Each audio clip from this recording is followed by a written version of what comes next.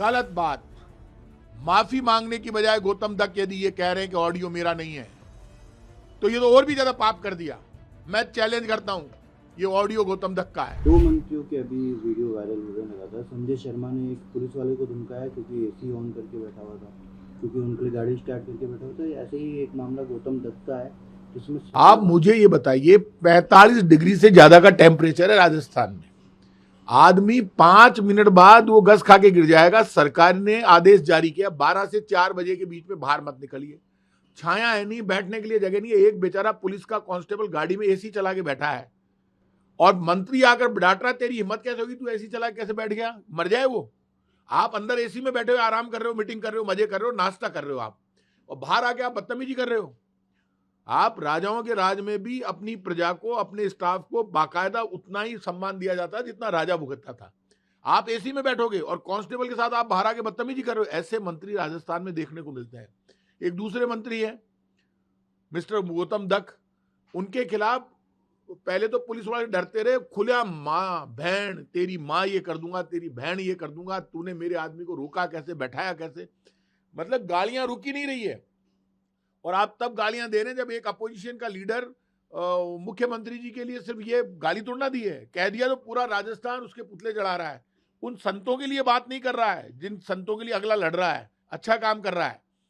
बहराना धाम में आप जाकर देखो, 45 डिग्री से ज्यादा टेम्परेचर है, कल करीब 48-49 का, और वहां संत 4 महीने से बैठे हैं। कांग्रेस पार्टी डिमांड उठा चुकी है, अभी वापस एक बड़ा आंदोलन हुआ, उसमें इन्होंने बात की, उसमें पूरा राजस्थान कह रहा है हमारे मुख्यमंत्री को ये कह दिया। ये क्यों नहीं कह रहे वो संत मर रहे हैं, तप रहे हैं, उनके लिए कुछ नहीं बोलोगे? राजस्थान के 2 मंत्री गौतम दत्त और संजय शर्मा दोनों को माफी मांगनी चाहिए तुरंत प्रभाव से। मां बहन की गालियां दे रहे हैं जनता को, राजस्थान को, ये राजस्थान का अपमान है। पुलिस वालों को कह रहे हैं इसकी मां का, इसकी बहन का, तू तेरा ये कर दूंगा, वो कर दूंगा। यदि मंत्री ये कह रहा है और फिर माफी नहीं मांग रहा है तो ये दुर्भाग्य है। क्यों नहीं मांग रहे माफी? और संजय शर्मा को माफी मांगनी चाहिए कि एक बेचारा सिपाही कांस्टेबल जो गाड़ी में एसी चलाकर बैठा है, आप उसके ऊपर इतनी बदतमीजी के साथ बात करोगे, तूने एसी कैसे चला लिया। आपको तुरंत प्रभाव से उससे भी माफी मांगनी चाहिए, राजस्थान की जनता से माफी मांगनी चाहिए। दोनों मंत्रियों को यह कहना चाहिए कि भविष्य में ऐसा नहीं करेंगे। यदि वो माफी नहीं मांगते हैं तो भजनलाल शर्मा मुख्यमंत्री और भाजपा के प्रदेश अध्यक्ष मदन राठौड़ दोनों से मेरा सवाल है, वो सामने आकर बताए क्या गौतम दत्त ने मां बहन की जो गालियां दी पुलिस वालों को, तो और संजय शर्मा ने जो पुलिस के साथ व्यवहार किया, तो आम आदमी क्या एसी में नहीं बैठेगा? क्या ये भाषा भारतीय जनता पार्टी की है?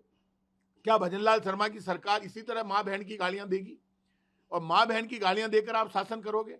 यदि आपका यही चरित्र है तो आप जवाब मत देना। यदि आप जवाब नहीं देते हैं तो भजनलाल शर्मा जी, मदन राठौड़ जी, गौतम दत्त और संजय शर्मा का जो व्यवहार है वो भाजपा पार्टी का व्यवहार माना जाएगा, भाजपा सरकार का व्यवहार माना जाएगा। ये पाप है और इस पाप में आप शामिल है यदि आप जवाब नहीं देते हैं। क्योंकि आपका ये जो घमंड है ना, आप अपने मन में कमरे में बैठकर कहते हैं हमारे लिए ये कह दिया, हमारे लिए वो कह दिया। अरे पूरे राजस्थान को गाली दे रहे हैं, संविधान का अपमान हो गया। ये सीधे सीधे संविधान का अपमान है। पुलिस वालों को मां की, तेरी बहन की, इससे ज्यादा क्या बच गया? ऑडियो चल रहे हैं तुम्हारी सरकार की, तो जितनी ऐसी की तैसी जनता के होनी थी वो हो गई, लेकिन जवाब तो दो। आपका चरित्र भी यही है क्या भजनलाल जी शर्मा, मदन राठौड़ जी? ये बता दो। यदि आप भी गौतम दत्त और संजय शर्मा की बात का समर्थन करते हैं तो इसमें पूरी पार्टी और पूरे कुएं में भांग पड़ी और आप सब पापी लोग हैं। हालांकि वो बोल रहे हैं कि ऑडियो मेरी नहीं है, लेकिन एफआईआर भी लगी हुई है। गलत बात। माफी मांगने की बजाय गौतम दत्त यदि ये कह रहे हैं कि ऑडियो मेरा नहीं है तो ये तो और भी ज्यादा पाप कर दिया।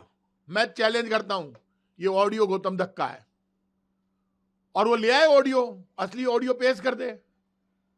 क्या बात कर रहे हो फालतू की? माफी मांगते हो शर्म आ रही है?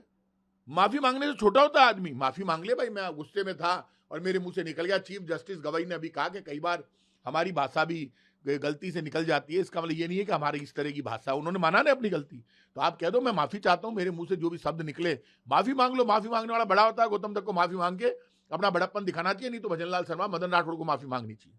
कॉकरोच जनता पार्टी भारतीय जनता पार्टी के शासन का आईना है।